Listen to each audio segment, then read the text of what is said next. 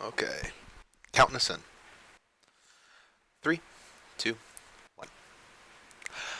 Hello, everyone, and welcome to the Brewmaster's Draft, a show where we talk a little bit about Dota and a little bit about beer.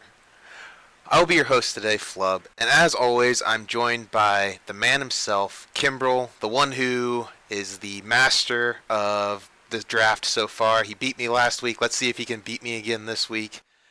Kimbrell, how you doing today? Hey, doing well. I got to come home a little early today, so can't complain on that. Boss said we worked really hard the last 2 weeks. Just go home. Like, okay. So, Nice. It's yeah, always it's always a great feeling because not only do you get to go home early, but then you're like, yeah, my boss appreciates that. Awesome. right, That's right, another like yeah. notch in the Kimbrel column for you. So So I came home, took a nap. Uh, kind of regret it because now I'm a little more sleepy. It's like freezing outside, and so the weather, along with waking up from a nap, I'm just like, oh god. But anyway, it's been a long week. I'm good. As you said on Twitter, this is our last freaking draft for this patch. Like, it excites me. And then again, I posted in our Discord, that pros are kind of making at least me seem like an idiot. I don't know. I'm like, oh, still patch, and then pros are going out there and picking. There was a draft that didn't even have one of the top heroes in the patch. So, um, but every tournament has its own little meta, I think, and then every team has comfort heroes. But I've seen like a lot of Death Prophet. Don't know if it's because Halloween's coming up or why exactly, but she's been doing pretty decently. So that's been interesting to watch this tournament and see some of the um, rising heroes and some of the heroes that just kind of like I don't think I've seen Viper very much, so it's kind of Mhm, nice. mhm. Yeah, I think that there's kind of a twofold about what you were talking about. I think one, I don't think you're looking dumb because when I see ESL, it kind of just like spawned on me today when I was watching the games. Yesterday was very different because it's best of ones, and when best of ones come out and they matter so much at this point, actually, uh, they really needed to come out swinging. So they were probably trying to bait certain picks or let them happen or let people get away with certain things and then counterpick those availabilities. And it just kind of made these really interesting, weird drafts that we're not used to seeing. So I hear what you're saying. It kind of made me, I was like, wait, what? Why, why are they not picking these heroes? But then you kind of saw today that they're going back into these more comfort style picks, these understandings of what's going on, and that's that's what I felt like they were doing before. They were going more for comfort than they were for meta uh, at this point. Because like when the days switch, it's a completely new meta in the tournaments in general. They have their own mini metas. We've talked about this before, and it's just very weird to see a day-to-day basis how much that mini meta switches. It's a mouthful. But yeah, that's really interesting. And then what was the other thing you said? I lost track. You said You know what? I don't remember. the If we can't remember it, it's not that important. this pumpkin ale has gotten me. Like every time I take a swig, I like lose my train of thought. This thing, man. I don't know about this already, and I was trying to be all festive and be like, oh, it's Halloween. Oh, that's what you said. You said Death Prophet. You're talking about Death Prophet, Oh and yes, yeah, dude, I think Death Prophet's really strong right now. Her potential in lane, just being able to pressure people out, her laning stage, and just being able to stay alive using her drain ability is really strong. yeah. Um, I don't think I've seen a successful gank on her where at least one person didn't trade, right? Like mhm. there was a couple. I think one game yesterday where it was like a two-man gank mid, and she died, but they killed one of the supports, and then a rotation that came in for her killed another one of the supports, and it's like, I mean, I guess he killed the mid. I don't know. I mean, it's good, but I don't know. She's super strong, and Yeah, ganking her, yeah, it's just with that drain ability. I don't know. Seems really. really hard. Yeah, you're right. And the thing is the only game that actually comes to mind is the one that's the freshest, the last series that we just watched. For those of you who don't want spoilers, maybe you want to turn away at this moment or skip ahead like 10 seconds. But EG versus Fnatic in the second game, they had Death Prophet, and that was one where they didn't trade very well. Um, it's and I don't think it's not the fault of the hero. It was the fault of the players on that one.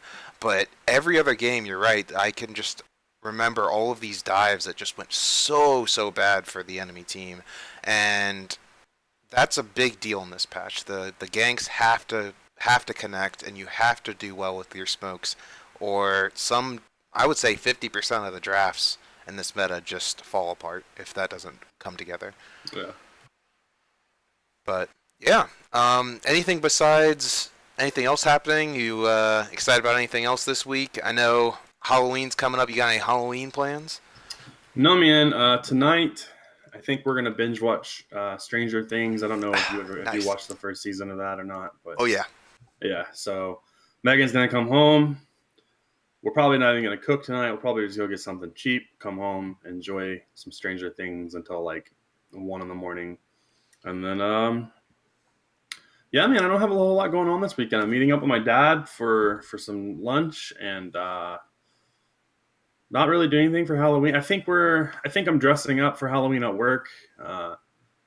If I'm able to actually go shopping this weekend, I'll probably do Wreck-It Ralph, just like one of the bigger cartoon characters that I can dress up as. So it was that or the Sully or whatever his name is from Monsters Inc. And I decided on Wreck-It Ralph. So, but besides that, I think we might take my godson out trick or treating or something. And then I don't think there's anything else. Megan and I are taking some pictures on Saturday. I don't know. That's all I got planned, man. My life is not exciting. That's cool. I envy you, man. You're watching Stranger Things already. I have seen season 1. I haven't seen season 2 yet. Obviously, it just came out, and I'm not gonna see my girlfriend until Tuesday. And I promised her I wasn't gonna watch it. And like she was texting me today, she's like, "Oh man, I want to watch this so bad." And we're both like trying to wait, but man, I don't know. I might break down on Sunday and be like, "Oh, I gotta watch it all." Man, you got to keep an eye on that too. My wife, before we got married, there were a couple shows. She's like, "I want you to watch the show." Okay, excuse me. And so I start watching one with her. We weren't living together at the time, so I'd watch it with her, go to work. I wouldn't see her until the next day because I'd go to work and wake up the next morning, go to class, and then I would see her before work. And I'd go over to her place, and she's like 5 episodes ahead of me. So I'm like, what the hell? Like, you've already seen this show. Why are you watching ahead? I don't know, man. I had to throw so many fits about her going ahead on shows where finally she broke down. She's like, okay, I won't watch anything without you. Man.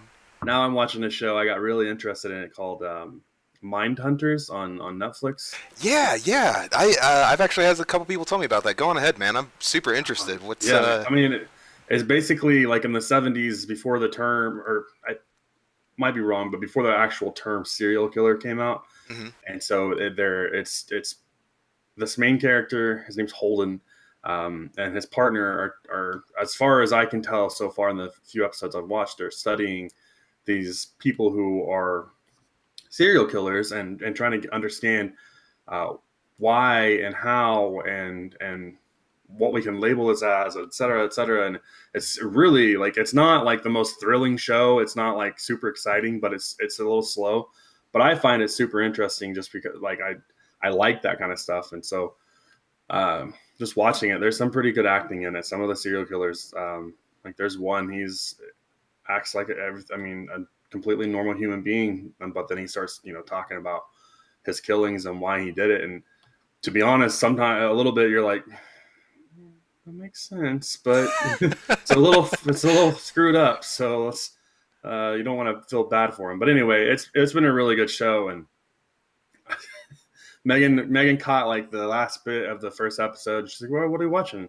She came home. I was like, "Oh, I'm just watching this show called Mind Hunters," and clicked the next episode. I was like, we're gonna watch it because I watch the shows that I don't want to watch with you, like American Horror Story or something. So she's halfway through that episode. She's like, "Don't watch the show without me."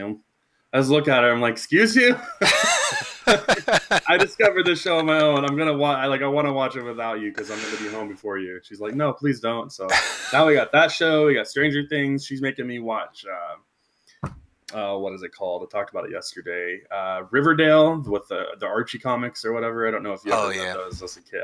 My stepmom would always have one when she came and picked me up for the weekend, and so I'd always read through them. But so yeah, we got a lot of TV show watching going on, and kind of going off of that, I haven't had a whole lot of Dota time. I don't know, we're a Dota podcast, so I'll mention that. I've played a little bit of Dota here and there. I haven't won much. I might be just tired of the patch. Might be, I don't know. I actually really don't know. But I haven't won a whole lot. And as a team, we've just kind of decided we'll just wait till the next patch. We'll play some custom games, stuff like that, like we talked about before. We tried to play a ranked game last night, and it just didn't go over 100% well. So yeah, I've been preoccupying my time with TV and Divinity. We played our first playthrough on Wednesday. That was a lot of fun.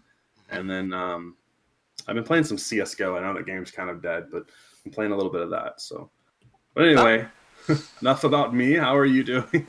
No, man. That's all awesome. Mindhunters, I want to kind of go back to that. That's really cool that you actually feel something for the serial killers. That says something about the show in general. If you can relate to someone that's literally, and I mean the word literally, not the way that people overuse it, literally people who don't have the correct thinking or the correct understanding of social interactions and actually alienate you. So that's really cool that show does that. I might have to check that out, man. That sounds awesome. Yeah, I mean, like the first guy that they go over, he just talks about like how his mom was a bitch and what she did to him and how this happened and what happened here and how he was just kind of set up to be a failure in society's eyes, and it, to him, like, I don't see, like, to me, if that happened to me, I'm not gonna be like, I'm gonna kill someone. But to him, that's what he thought about, and so I can kind of see why it happened, but I don't necessarily, obviously, agree with it. I'm not a serial killer, so right. It's super interesting. And if you don't mind shows being slow, I would definitely, I'd watch that one, because there's a few people I was like, you should watch it, and then watch it, and they're like, I don't like it. It's a little slow. It's like, I mean, it's not gonna have like. It's not like Walking Dead or wherever where you're killing zombies constantly or something crazy. But yeah, it's like Silence of the Lambs. I love Silence of the Lambs. Right. It's a little slow, but the mind-bending horror about it is really, really interesting. Yeah, and it's just a mind sociological type of thriller, I guess you could call it. So. Yeah, exactly. Those are always good.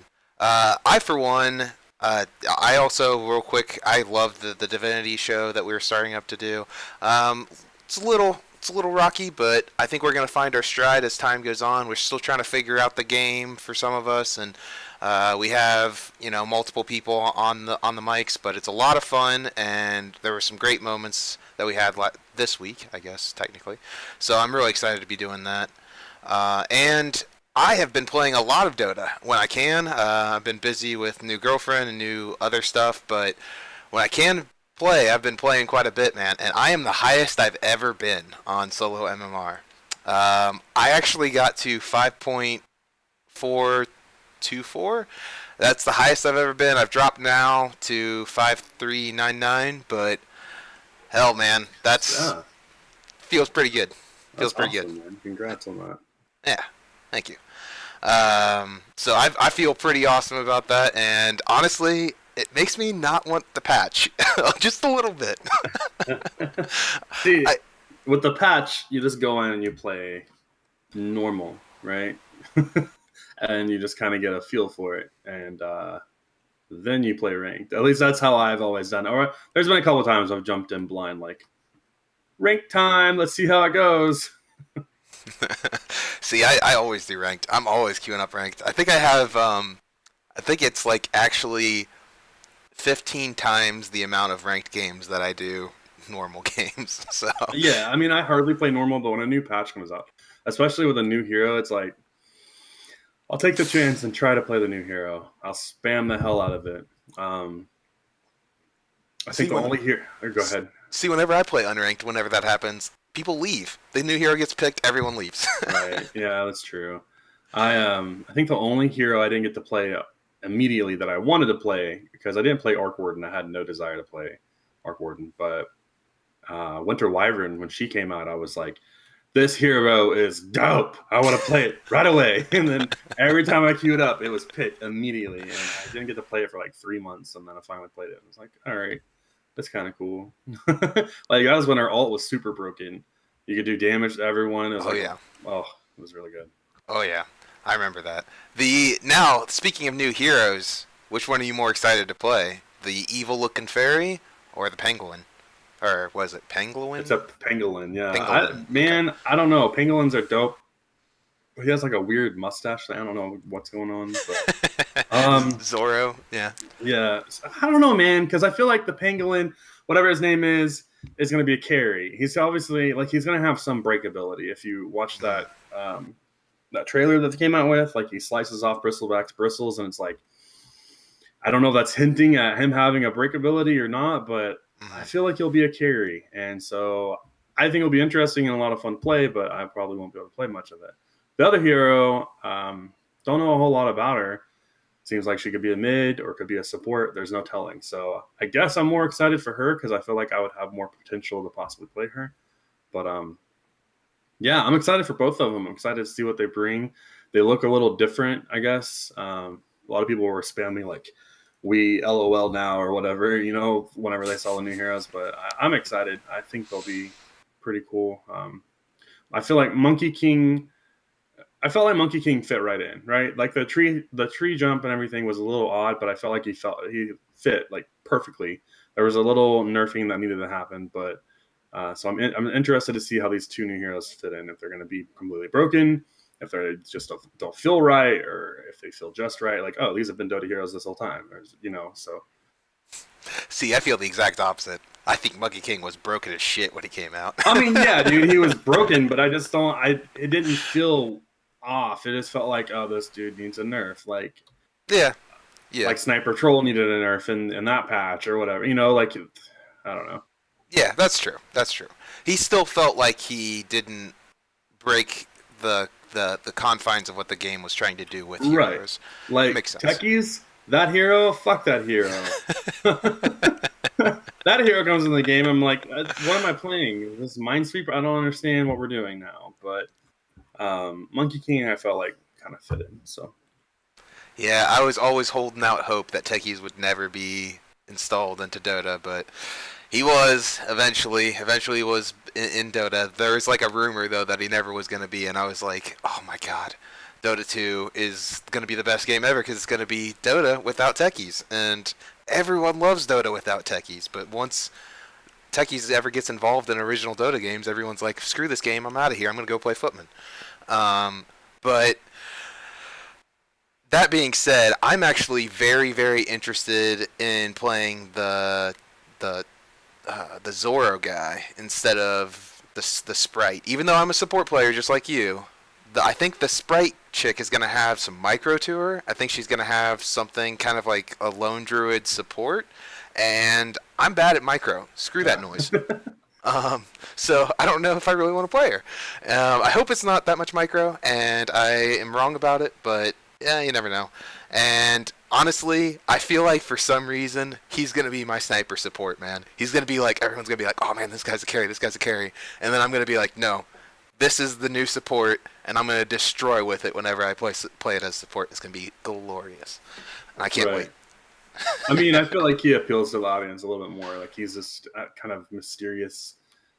I don't know. There's something about him. The trailer focused on him mostly, right? You see him the entire time, and it's like, this is hype. Like, I want to play this new dude. And then all out of nowhere, this freaking fairy or whatever she is comes. It's like, okay, so we're getting two heroes. What the hell? Yeah. I remember like getting so hyped when they came out with that trailer. Yeah, that's true. That's true. The focus is more on him, so that makes sense. But anyway, I don't want to keep the fans too long, we should be talking about the draft here. So let's start. Oh, well, actually, before we get into the draft, we got to talk about our beers. What beers are you drinking? Yeah, so I'm drinking one beer today. Only one. I was Yeah, used to the two. Yeah, no. So I went to the liquor store yesterday, and it's just I got Megan some wine to kind of surprise her. Got wine and brought home some dinner. Mhm. I was looking for a beer, and I heard this guy ask about a certain one. And all the employees there were like, "Oh, it's so good. If you like chai tea, you're gonna love this." And I'm like, "Okay, well, I actually don't mind chai tea, so that's fine." And I looked at it, and it's an ale, so sure, why not? It's called Chai High by Avery Brewing Company. Like I said, all the employees were like just raving about it. But it's an ale with spiced chai tea. And this is like the cover of it. It's a can, and it's yeah, I'll give my opinion on it later. But yeah, it's interesting. I can just say that. So that's what I'm having today, and it's 5.2% alcohol. So Not bad. in this little can, so not too bad. Not bad. So I am drinking. So my neighbor knows that I have this beer show, and he's like, "Oh man, you have beers." He gives me like his leftovers that he doesn't necessarily know what to do with, whether he doesn't like them or whether he thinks that they're really great, and he wants me to talk about it. So he actually gave me this beer. It's a Shillelagh. Awesome name. I love that name, Shillelagh. Freaking, that's really cool. But it's a pumpkin ale, and I like pumpkin. Don't get me wrong. I like pumpkin just as much as the next guy. But so far, this is a lot of pumpkin, man. Still on my first one. I'm generally through my first beer at this point, but ooh, it's rough. It's 8% alcohol, and it is like I am eating a pumpkin, not drinking a pumpkin. I am eating a pumpkin right now. So, It's really gross. we will see how it gets as I drink more. I'm not really looking forward to the second beer, but to each his own. We'll see how it tastes after the end. I'll give it a fair shake. So, but yeah, let's start jumping into the draft here because it's already getting late. Long in the tooth, as my old friend might say. I got a room ID for you. It's 2181. 2181.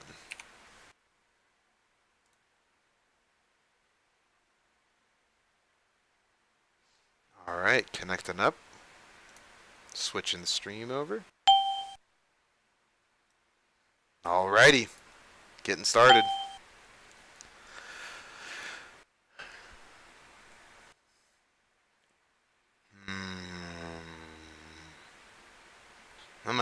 I'm gonna surprise Kimbrell. I'm gonna go Dyer. You get to go first, Kimbrell.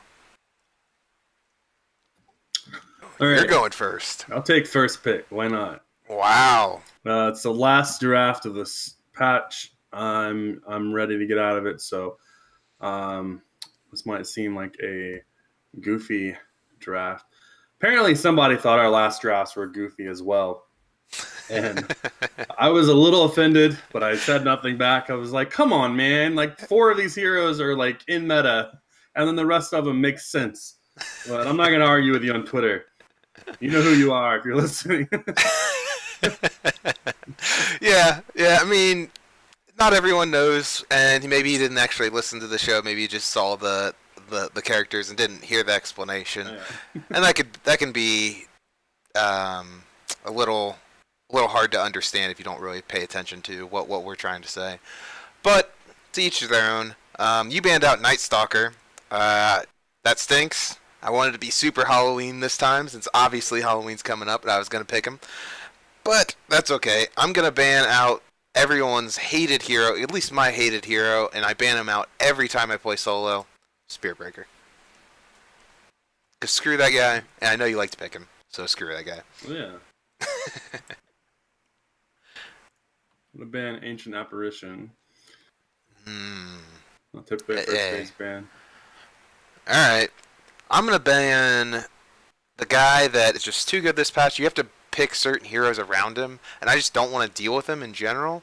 Veno's just push potential is just way too strong. His wards are something that you have to deal with a character that's generally a carry that has a very long range, and then your carry's not actually hitting things, so they're just hitting wards. So screw that guy. I'm getting him out of here.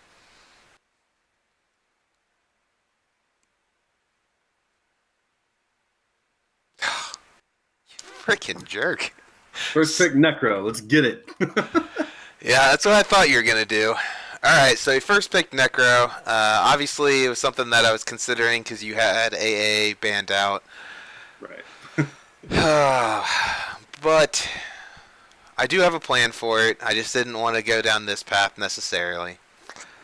Let's see though where we can go at this point in the patch. So we got to keep Halloweeny.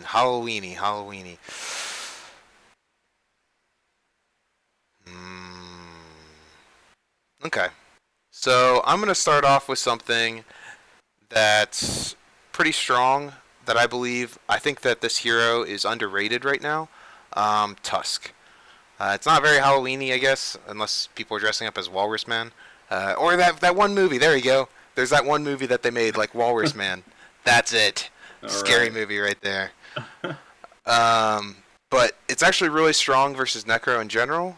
You can save people if you do it right with the ultimate that's being had. And I'm actually going to do something else as well that's been really popular lately, and that's pretty good versus Necro as well. I'm going to pick Bane. So, Bane's had a good rise here recently. for good reason. Okay, and he answers with Death Prophet. Oof. That's it's pretty hard to break through. I don't know if I can go super Halloweeny versus this draft already. Alright. So he has a lot of heal potential. He has a lot of ways to just keep himself alive already. Death Prophet does very good versus melee, so I need to watch out for that. So there's a lot of things that I need to keep track of here. And the one thing I think that kind of fits his team at this point that could be a problem is actually Nyx. I think Nyx has a lot of different things that can interrupt what my plans to be are. Okay. Where is this hero? It's been picked decently recently. Anyway, oh, where did he go? EG's been running him a lot, and I think he's pretty good versus Necro. Also would add just a layer of stuns. You can lay down Ice Path or Nightmare onto and then Ice Path. Good lord, if I could talk, and then Snowball. Like it's just constant. So, and also he's pretty good right now. He is. He's a lot of potential.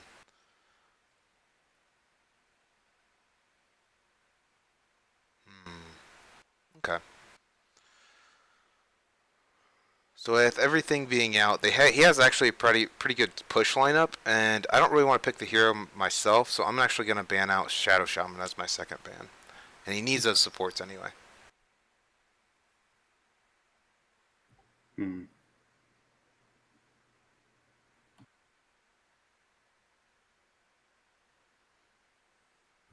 not quite sure what to ban here. You need a core. I'm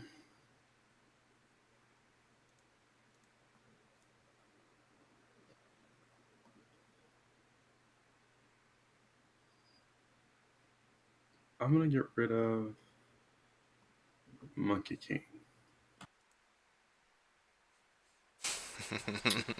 Have you been watching me play lately?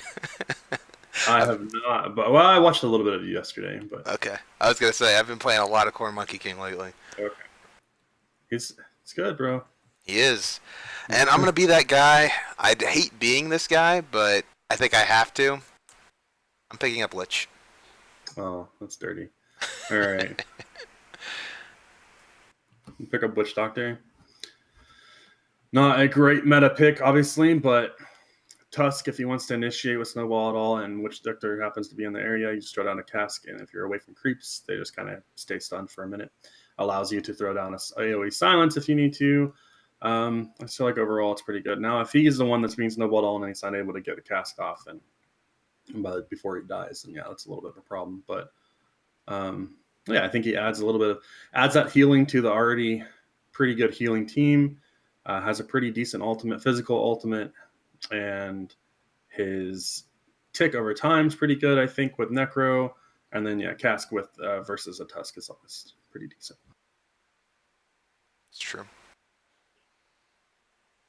Okay. I'm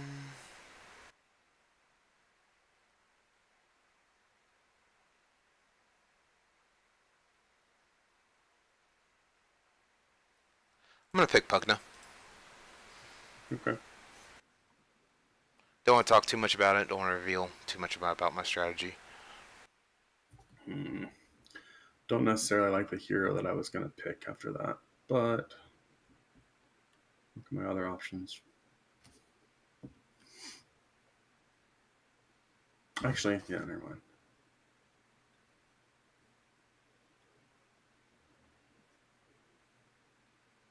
I'm going to go with Faceless Void.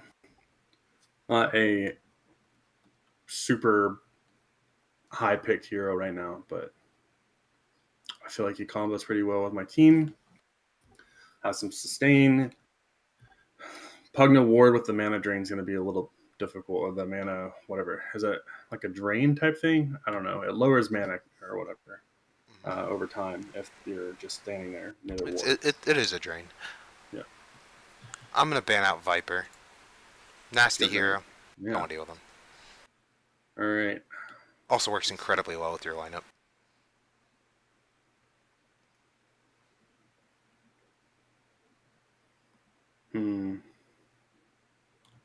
I've got some time. You have a pretty good pickoff team. Like, it's pretty gross. And you need a safe lane or a mid if you want to run Pugna. Safe lane.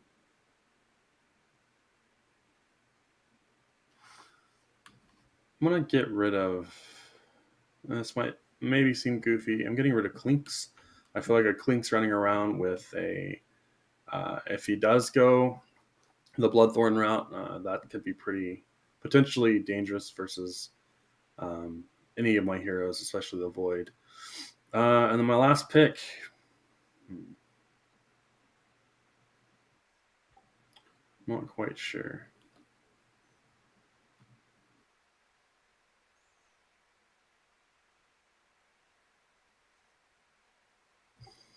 This is one thing I hate about the first pick is you don't have the last pick, so I can't base anything off of yours, obviously.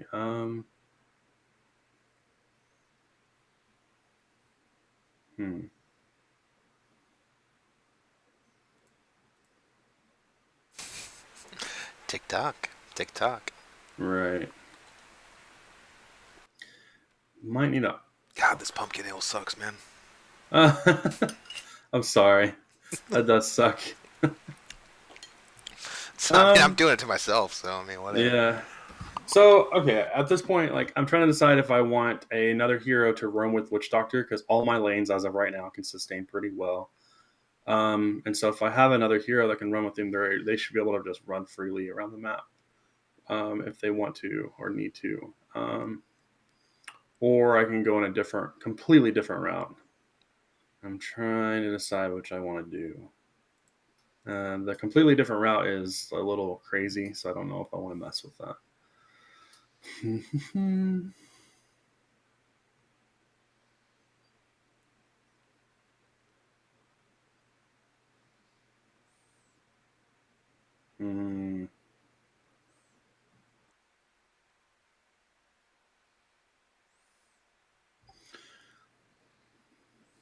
Pretty good on that. So I don't want to pick her. All right. So I'm gonna last pick another support, and it's just gonna be Ogre. Fat Ogre. I was thinking maybe Enchantress, but I feel like you have quite a bit of magic damage, so she would just kind of die. See, I thought, like, I mean, thought it would have been weird, but you could have done Necro as a support. I was Um, thinking that, and then doing like a different off lane and letting Faceless run carry, or letting Faceless run off lane and just picking a different carry. mhm. But I wasn't sure. Well, I've been playing this hero since pretty much the very beginning. I still think it's pretty Halloweeny. OD.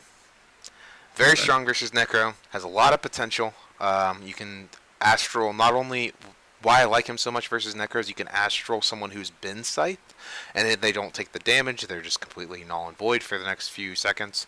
Or, if he hits W, you can actually Astral him as he hits W, and it's like, well, you couldn't hit him anyway, and you just wait for for him to drop back down, and he doesn't get to run away while he's doing that, and generally he isn't able to hit Q. If you do it quick enough, he's not able to hit Q to be able to heal even more so.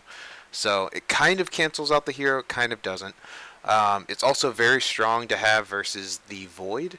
If someone gets Void ulted, you can, Astral someone in the side there. There's a lot of different save on my team, and that's kind of what I'm looking for. If you're going up against Void, you need to make sure that the save is real, especially when a silence is on Kimbrell's team. He actually has a very strong team in general, but I need to have save from every one of my heroes to be able to still exist and still be able to do other things in my draft. So that's why it all kind of works together. And in that thought, so I'm gonna have to say my lanes here. So do that, and then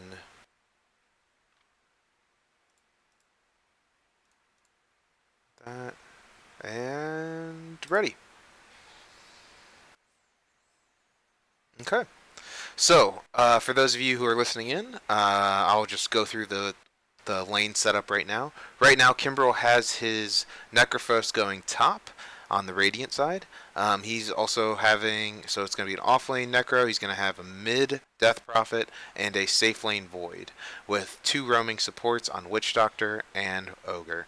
I, for one, am going to have a safe lane Pugna and a safe lane Bane with an off lane Lich and Tusk, and finally a mid OD. So, Kimbrell, do you want to explain your draft first this time, and then I'll explain mine?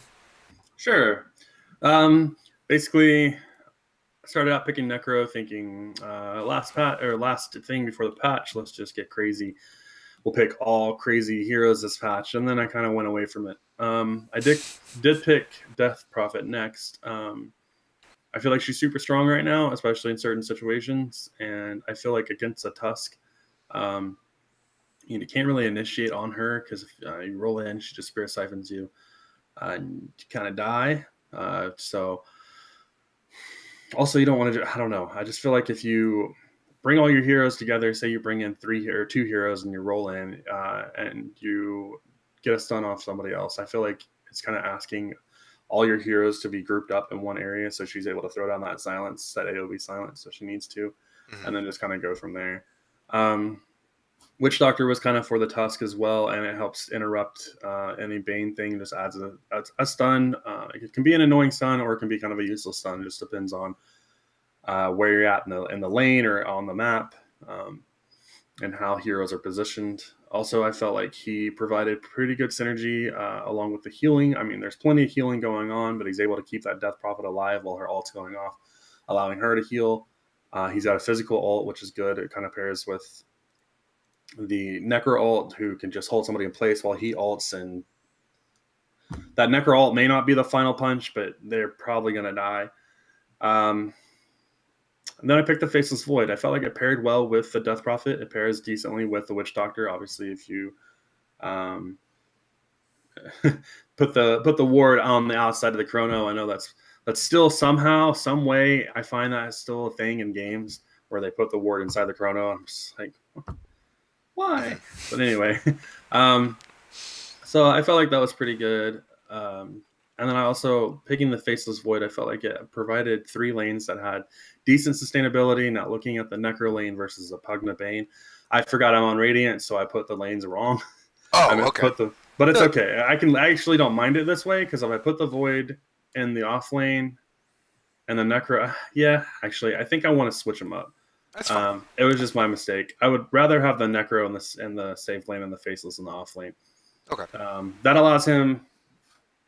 That allows Faceless to to negate some of that damage that Bane and Pugna are going to put out. And then the Necro, you're going to have Lich and Tusk in that lane. Lich's Q is really annoying, especially the Necro. However, when they snowball in at early levels, they're not going to kill you a ton. You're going to be able to heal, do damage to both of them. Excuse me, this beer is making me burp as usual. And then you get your I believe it's your W. I don't play the hero a ton, but you're able to walk away from a Tusk Lich who, after using their spells, obviously can't really do anything to you early levels. So you should be able to walk away in lane. And then the Ogre. I last took an Ogre. I needed another support. I thought about making the Necro support like you mentioned and running a different off lane. I thought about, instead of picking Faceless, picking Enigma at some point. I think that would have been decent versus your team. You only have one interrupt that would reach. You have Bane's ult and Nightmare, so you have two, and then OD's ult or OD's. I also have Snowball and Punch. Yeah, but Snowball, when you snowball in on him, it just catches you mid snowball. I'm pretty sure. For like when Enigma's black holding somebody, and then you snowball to either interrupt or something like that, or try to save somebody. I think the interaction is where it, because I thought they fixed the interaction with Snowball where Chrono and Black Hole both you can't pick people up that are chronoed or in the actual ability anymore in Black Hole or Chrono, but you can still break him out of his stun. It still doesn't stun him while he's in Snowball. Gotcha. Okay. Anyway, the point's kind of moot. I picked an Ogre. I thought having something to roam with that Witch Doctor would be pretty good. I had 3 in my lanes. Should be able to self-sustain if I need to rotate one of the supports or both the supports to one of the lanes, which, if any of the lanes, I think, looking at your picks, I think it would be the Necro lane that I would have to rotate someone to. But if I don't need to, I feel like that's a decent roaming 2 heroes that start off with, say you're both level 2, start off with the Ogre slow or the stun, Witch Doctor stun. If you can time it correctly, the Witch Doctor tick over time, and then the Ogre stun along with whoever else is there. So if you have the Death Prophet, she's able to siphon somebody and then nuke them and hit them, kill them, whatever. OD might be able to protect himself, buy himself some time from that, allow your Tusk and your whoever else, your Bane, to rotate if they need to. So it's a bit of a problem. I feel like you have pretty good de-initiation. So, but again, the Ogre and Witch Doctor are able to pretty much just go to whichever lane they really want to, or pick off those bounty runes. Like, they're more than capable of grabbing at least 3 of the 4 bounty runes if they need to. So, and yeah, I felt like I need another support with a solid stun, and I think adding the attack speed to the Void is never a bad thing in Chrono. It definitely helps you kill people, obviously. So that was the thought behind my draft. Let's hear about yours. Yeah, for sure. So basically, I had this idea. There's a lot of different heroes that I really like as a first few starters, but Tusk is something that I've kind of found as myself as a Tusk player to be very, very, very strong. It has a lot of opportunity to have multiple stuns. He has ways to block people out. He has a slow. He has ways to do Roshan. He has ways to do very strong ganking opportunities, and he has ways to stop out Necro, which is something that I left in the draft. We knew when you see an AA banned out and you leave Necro in the pool, he's gonna pick Necro. Like, that's what's going to happen. And if Kimbrell didn't, then I totally would have taken advantage of that, and he knew that. So obviously, I need to have some type of plan for that to happen. So not only do I have Snowball, I have Sleep. If you use Sleep at just the right time, now, I mean, it's very hard to execute, but you can ignore any damage that is dealt in like a second of time. So you can take away his scythe damage from that. You can take away scythe damage from Snowball, and you can put people in imprisonment. So there's 3 ways that I have on my team that can really identify with keeping people alive, and that makes it so that that ultimate doesn't have as big of a punching power when you have multiple ways to stop that. Now, looking as the draft went on, I was able to kind of dissect it even more and try to figure out what I wanted to do.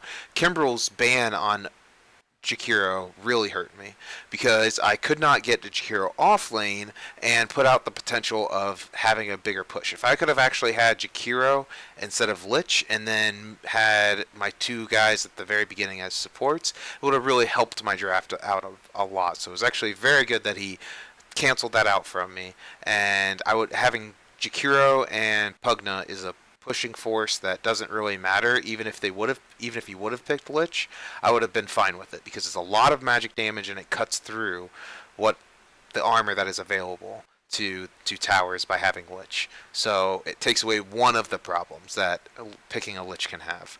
And I was okay with that. I was okay with that happening. So I decided, okay, I need to try to pick Lich myself first phase if he lets me have it. And if that's true, then I'm also going to be wanting to pick Pugna because I need to be able to pick someone who can do some tower damage as well. And looking at all that potential, Nyx had to be banned out at that point. If you're going to pick up multiple heroes, and I also wanted OD, if you're going to pick up multiple heroes that have the availability of having very high intelligence, you have to have Nyx out of the picture. It's just not going to work. So being able to ban out the Nyx was a very crucial moment for me, and kind of moving into the draft from there is kind of where my draft takes a different form and moves into picking up Lich to be able to protect myself and picking up Pugna to be able to actually work on the towers, because honestly, my draft before that was super shit at taking towers. Super, super bad. But yeah, looking at this draft though, I realized I can't snowball people into fights because Kimbrell picked up a Witch Doctor. And that makes it so that I can't actually have a support on my Tusk. Because the great value of a Tusk support is that he can snowball someone in and get them closer to the target so that they can do all their stuff. So I had to have him as an offlaner. And I was actually considering doing Bane as an offlaner before this, but it's not possible with a Witch Doctor there, and I'm just going to give him all the farm. If I have Lich in his lane, he's very capable of doing it. You can make people attack slower on you with your Sigil if you get a point in it pretty early. Slows people down. You can keep a lot of distance from yourself, and you can pull the lane back for yourself. Also, I don't mind the matchup of a OD versus a Death Prophet. Death Prophet can, yes, she can siphon you, but you can just put her into the Abyss, walk away, and act like it didn't even happen. So it's a very strong counter to her, keeps her forced away, and you can't really do anything about it. It's not about killing her whenever her ultimate is there, it's just about winning the lane potential there. So I can use that aggressiveness later on to do other things. And then that leaves Bane and Pugna down at bottom, which is actually very strong versus a melee. If Kimbrell wanted to switch over to have the Faceless Void in the offlane, it actually works out just fine with me, because Bane is very, very strong where he can actually trade just like a Faceless Void and use his W as a way to gain back his life. Also, it's still a spell. It does pure damage. It does a lot of damage.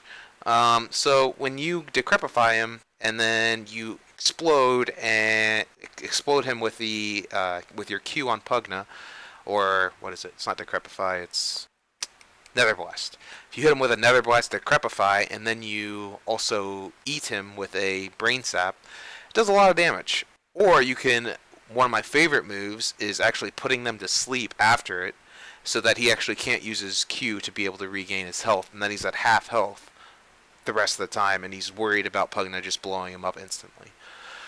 So there's a lot of play that I can do with those two, and it still gives me a lot of levels in all my lanes. That's something that I generally draft for, and I always want to pay attention for, is to win every lane that I possibly can, and then use that momentum in the mid game. So looking at what I have here, I need to have different things work in my favor. I need to make sure that my lanes have strong potential, and I need to make sure I keep tabs on his roaming supports, because they are going to be able to do a lot of damage to me and really take advantage of the laning phase. But if I can also keep the Void and Necro underfarmed, all I have to worry about is blowing up a DP. And DP is hard to blow up if she gets a Yules, but honestly, it's not that bad if I can just ult her, and I'm forced to use the stuns. I'll ult her with Bane, and forced to use stuns on Bane at that point, leaving my other guys free to do whatever. So there's a lot of play still, and I really like how my draft actually matches up versus Kimbrell at this point.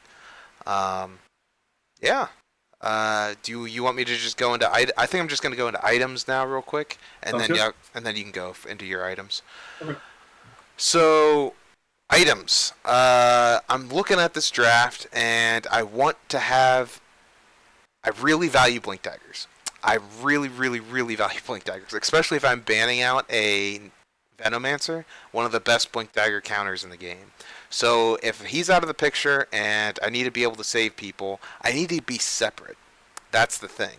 So I need to have Tusk as my offlaner so that I can be separate. I can blink in, grab someone if I have to save them from an ultimate of the Necrophos, but really stay separate and apart. And if I do roll in, have a way to save myself to dive back out, because Kimbrell has a lot of defense and he has a lot of heals coming out for him right now. So if I'm rolling in, I need to be able to get out immediately. So he's going to have the blink. He's going to go for blink. Yeah, he's going to go blink, and you're going to go medallion then next, because you're going to want to be able to take Roshan with this team. You're going to need to be able to push high ground as soon as possible, and you need to have your Pugna have a good game. So he's going to go for blink and just give the medallion so that he can help out and push in certain scenarios where you wouldn't be able to. You're going to have your Lich actually go for Earn. He's going to go Earn, and he's going to go his Tranquil Boots. He's going to be able to exist in the lane, do classic Lich things. Actually, I would have him go Mech this game. Kimbrell has a lot of ways to really take advantage of the physical damage, so I'm going to actually use Mech, even though I generally don't even use it this patch on my Lich. A lot of heals coming out from him. On my Pugna, he's going to have classic Pugna items. You're going to want the Aether Lens. You're going to want the availability of using Ags on everyone. You're going to sit in the back, and basically whenever someone goes in on, you just want to make them explode and get the pick very, very fast. So, and then use your potential to push high ground without taking a lot of damage in the process. And having an Aether Lens is incredibly important to do that. So, looking at that side of the draft, you need to make sure that happens. I would probably pick up... I actually wouldn't pick up any BKB, because the only thing that I would need to stop is a silence, and I can probably lock down the DP from there. Everyone else is not that big a deal, because they're going to be worrying about stopping Bane's channeling ultimate. Bane is going to be probably going for a Glimmer Cape as soon as possible. He's going to be going for Mana Boots, Glimmer Cape. I would actually probably take apart the Mana Boots at some point. I would use it for pushing, and then when I got all my outer towers, I would then make it into a Tranquil Boots and use it as an Aether Lens and get Aether Lens, Glimmer Cape, and Tranquil Boots. Very, very good combination. Keep everyone at bay, keep them away from each other, and be as separated as possible. Also, the Glimmer Cape will just help keep people focused on not stopping these ultimates that are channeled. So I need to have that capability. So that being said, I'm good. Then move on to OD, and OD is going to go classic Midas build. He's going to be the true carry of this game, but he also needs to be able to be effective as soon as possible. So he's going to go for Force Staff and Blink as soon as possible. Just kind of moving around the map, giving a lot of potential of not being able to pick people off. I need to stop the ultimates that are coming out from Necrophos. It's the one thing in Kimbrell's draft that I'm incredibly afraid of. The Void ultimates can be a problem, but I have multiple ways to save people in it, so I don't need to worry about that as much as I do. Having someone out for an extra 30 seconds is awful on my team. I need to have everyone up. So, yeah, that's my plan. All right, All Kimbrell. right. Items. Some of these are gonna seem a little weird, I think. Maybe. I don't know. This is just kind of what I have in mind. With Necro, I'm gonna go Hood. I feel like it's pretty good, especially when your Shroud makes you even more vulnerable to the magic damage that they have. Mm-hmm. And then I'll go into one of the Necro builds that I actually like in this draft. You have quite a few squishy heroes. Radiance. So I'm going to go Hood, Radiance, and then I'm going to pull a full Envy, and I'm going to finish that Hood into a Pipe. I think it'll be good for the entire team. And then I think Movement, so Blink would be good. And then if it gets to the point, Ags or Octarine, whichever you need. Ags is always good. Octarine's good for that extra region. If you need to go Blade Mail, you can go Blade Mail. But I think you already have a defensive item with the pipe. So, Death Prophet, definitely going to Yules. Don't want to mess around. Like if Tusk is snowballing in and you can Yules that snowball and then just come back down and siphon him or whoever is in with Tusk. I feel like that's pretty good. So Yules also helps with any silences or anything like that. It helps disrupt the Pugna. Anyway, it helps disrupt the Bane. And then a Veil, and then a BKB, and then after that, you can go into. I've seen people go into Shivas, which I don't know if it's very good this game. You go into Lincolns. I think Lincolns would be pretty good. BKB Lincolns, that's never terrible. They have a BKB piercing with Bane. Isn't Tusk is BKB piercing as well, isn't it? Yep. If you have it, yeah, okay. And then with Witch Doctor, I would go Glimmer, Aether, Force, and then because you're going to be the 4, and so you want to be farming. You're roaming. You have the capability to farm. Throwing out a coconut in a creep camp is never a bad thing, so you can farm faster. And then if it gets to the point, I think an Ags to kind of help combo with like your Void ult is never bad, or if you needing to help high ground, it's never bad. Also with the Aether and Glimmer, you're able to stay away from the fight decently enough, and the Ags helps you do damage to everyone. So yeah, I feel like that'd be pretty good if it gets to that point. Void, probably go the typical Treads Diffusal Manta build. At least to start, I feel like Diffusal's pretty good versus the Pugna. If you decrepify somebody on your team, you can just diffusal that off. So in Chrono, Pugna isn't in the Chrono, and you decrepify somebody, you just diffusal that away and continue. If he decrepifies you, then you can't diffusal away, obviously. So it just kind of depends. And then Manta dodge a decent amount of stuff that's here. And then after that, I think if the game gets to the point you're able to farm, and this goes to like a later game, I think a Lincoln's isn't bad on Void as well. And then just some straight damage like a Magellan or something is pretty good. And then with Ogre, you're going to be that essential, like that 5 position or whatever you want to call it. So you're going to be buying the wards and your boots. And then at some point, you want to force stuff. And then again, that late game item, I think with Ogre would be a Lotus. I think that'd be really good for your entire team. So being able to tank up and kind of get in the way when you need to put a Lotus on somebody is never a bad thing. So that's my items. I feel like those are all decent. The Necro build is a little weird. I know the pipe seems odd, but I think it could be good. Whenever you say full envy, I'm never really. Yeah, I mean, I know it is the envy build, and it's funny that you said that, but you said I'm going full envy, and I always wonder, is that going to be like a thing that sticks to him from now on? I mean, I don't think it's a bad item on Necro because, like I said, your True. Shroud allows you to take more magic damage. So having that pipe is never bad. A hood's enough, but I don't see why not finish it into a pipe for your team, especially like for a Death Prophet who you want to live. Instead of finishing the hood, would you rather go BKB though? Instead of finishing it into pipe, I mean, yeah, you could go hood radiance into like BKB right there. I think that'd be okay. I'm just thinking of helping, and maybe that's just me being too much of a team player, but I'm helping like the Death Prophet. You don't, her ult's going off. You don't want her to instantly like to die.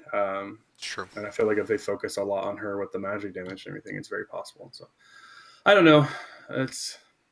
I say the envy joke because he bought it. What hero did he buy it on? Slark or something like that? He brought it on Arc Warden. Okay, yeah. And so it's just like, I don't know. It's just funny. But anyway, that's my item builds. They might not be the best, but that's what I have. I think that would be pretty good. I might change up the Necro build, but overall, I think I like the builds. I think it's good. I think that, I mean, I do have a lot of BKB piercing things, but I don't actually have damage to that pierces through BKB. So that's something that's actually kind of lacking in my draft. I just picked up the availability of having a Pugna so that I can kind of hopefully end it before that happens, before you get your BKBs online, or just only have like one and I like reset. And it's kind of something that I noticed today is that whenever Death Prophet has to use her ultimate as a defense mechanism, man, it sucks. Like, if I can just put you on that foot, down that back foot with my heroes and make it so that you're uncomfortable and you don't want to pop your ultimate for a defense, and then when you do, I just back up and be okay, then I feel like I could win out some scenarios. But if you get your perfect ultimate, you pop it off and Void just like gets a blink dagger or something and chronos 2 or 3 guys, ooh, I don't know if I could save that many people, and you're gonna pick off 1, 2, and then I don't necessarily have blinks to get people out, and I would just have to leave them there, and that would be a problem because I don't have a lot of great pushing. I have Pugna. That's really about it. I have a little bit of wave clear with OD whenever he starts getting farm, but it's not a lot available. And I'm hopefully just kind of always staying ahead. And if I'm not like 3K ahead of you at all times, then I think that my draft might fall apart. Okay. I agree about the team fight thing. Like, using a recent game as an example, EG Secret, they're playing yesterday. EG was doing pretty damn well. They were, I don't know if dominating is the word, but because they didn't have like a huge gold lead, they had a 6K, almost 7K gold lead at one point. It looked like to me that they were going to win. Seemed like they were just going to continue to take. They took down the tier 3. They were going to continue to just do work. They had a Clinkz and a Dazzle and on Death Prophet and all that stuff, and seemed like it was doing really well. And then then Fada hits a really good, like 2 or 3 in a row, really good RPs on Magnus, and it completely changes the fight. Allows the Jug to do his damage and the Ember to do his damage, and so big team fight things like that can completely turn around. I feel like, I mean, that's obvious, but you never really. You never want to count out a Void. That's for sure. No, you don't want to count out those giant team fight ults. So I definitely understand what you're saying. It's mine's a fine line to cross for sure. I need a fine line to try to keep you at bay and hopefully bait out abilities. If I can't bait out those abilities and if I don't feel confident enough to take high ground and just keep Pugna back and just keep doing his, you don't necessarily have to commit with a Pugna. You can just use your Nether Blast at a safe range, not even be in tower range, and do damage. So that's kind of what I'm hoping for, and the meta kind of helps out right now these really aggressive, highly push early team matchups. And the one thing that Pugna kind of lacks on when he can't actually push like that is mana. And if I have OD around him, not necessarily up front, but at least around the area to be able to give him mana when he's spamming out his Q. It should give him the mana to be able to just infinitely do that. And unless I get very, very, very unlucky, I feel very confident having a armored up Pugna with the infinite mana, basically. So One thing I would say negatively, I guess, about your draft is you have the armor, but you don't really have anyone that's very meaty, I guess you could say, to kind of stand up front. So it's like true. if a Tusk does snowball in, like I honestly think he just dies. Like doesn't obviously if he snowballs in on an ogre or something like that, he's not gonna die. But there's just no one to really frontline, but not you don't necessarily need that. It's just something that I noticed, and it's versus a necro DP. It is possible for that to be a problem. So Oh, totally. You can have a lot of explosive potential if you hit a wave, and if you do a Crypt Swarm with a Death Pulse and you use a Reaper Scythe, and you hit all that on a Lich, he's going to go down like a sack of potatoes. It's there, but hopefully my reaction time is fast enough to be able to save him with all the saves I have. yeah, exactly. That's your save. You have 2 saves that are really good. 3 saves. Actually, 3 saves with the Bane with the Nightmare. So pretty good. Yeah, it's hard to like say that that's a good save. It's something that I wanted to kind of showcase is that I think that the Bane has a lot of potential in high level play, but it's hard to draft around that in lower level MMR, and it's not something that you can always depend on. But it's something that people should be aware of. I think that the hero has a great availability of resurgence, and I don't think that the recent popularity is going to get him any nerfs on No, this if next anything, patch. I think he'll just be even stronger in the next patch. But I mean, yeah, with his Nightmare at lower level, it's um, I would say harder for people to understand maybe and to actually do it to help dodge certain things. But there's been games where um, I've and not purposely, to be honest, completely honest. Like I've nightmared Kairai or something and is getting Laguna Blade, nightmare him at the exact moment and dodged it, and it's just like, oh yeah, that hero can do that. So it's pretty good. Yeah, I think he'll be definitely, pretty good. So definitely. Well, yeah, I feel pretty good about both of our drafts. There's obviously a lot of give and take from different areas. I think that if you would have had your ogre stay in someone's lane, I don't think that it would have worked out for you. I like Lich and Bane's potential to keep as supports to keep lanes in their favor. But because you have him roaming, I think that there's a lot of potential here, and that the game could go either way. It's just depending on ganks, like always. This patch is all about ganks and all about getting the right timing down. So if you have a good captain, I think either one could definitely work here, and there's not a lot to really say besides that, in my opinion. yeah, Anything you want to say? not really. I really do think both have very good potential. Yeah, I honestly like it. I really do think it could go either way. If you hit your saves at the right times in team fights, it's great. Also, like you said, the early lane pressure is really big this patch, and so if you're susceptible to that and you're able, I mean, like you don't react to it well, your team doesn't do very very well with the rotations from the Witch Doctor Ogre. It's possible that my team snowballs. So Mm-hmm. I could see it going either way. Definitely. All right. Well, let's talk about our beers, man. Let's rate our beers. How's your beer that you're drinking today? It's really good. I kind of feel guilty because I know you said yours sucks, but it's really good. It's really smooth. It's I don't know, and you can taste the chai. Like it's not super strong, but it's there. Um, but honestly, it just tastes like just a darker beer with like a hint of chai. I feel like a super duper hipster right now. But it's super good. It's something that I could probably drink more often, to be honest with you. I know my wife likes it, so it might be a beer that I pick up a little more often, so I can drink it and she can drink it as well. So I would give it Man, honestly, I don't have anything negative to say about it. I'm gonna give it like I'm gonna give it a 4.5 for being a seasonal selection. Uh, All right. so when it goes out of season, I can't get. I could probably order it online, but so yeah, that's what I'll give it a 4.5. That makes sense. That makes sense. All right, Shillelagh, I got a bone to pick with you here because this is not good. This is not good.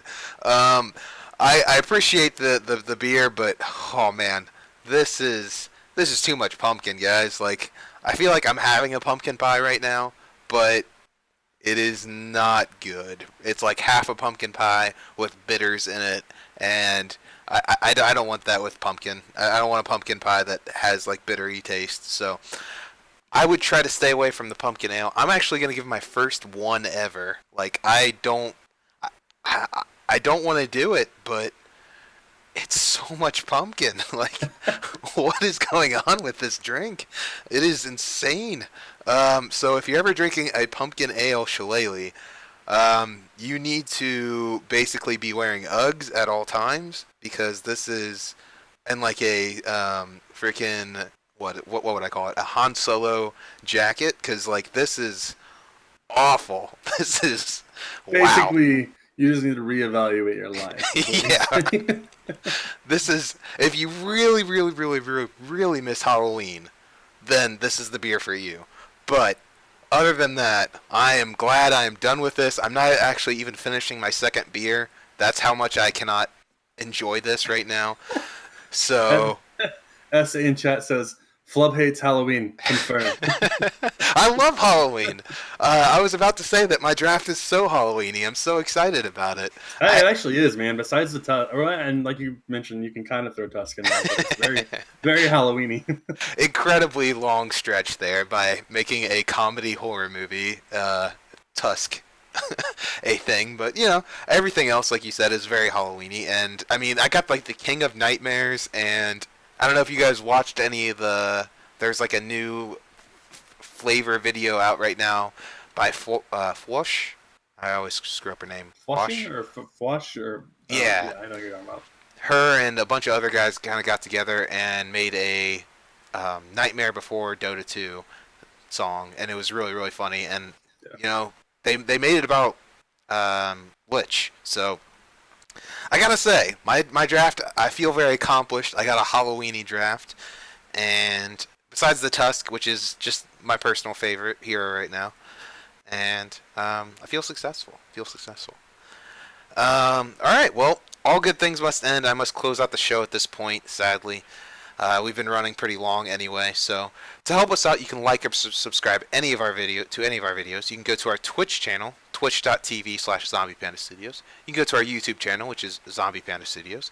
If you're feeling extra generous, you can give to our Patreon, which is www.patreon.com/ZombiePandaStudios.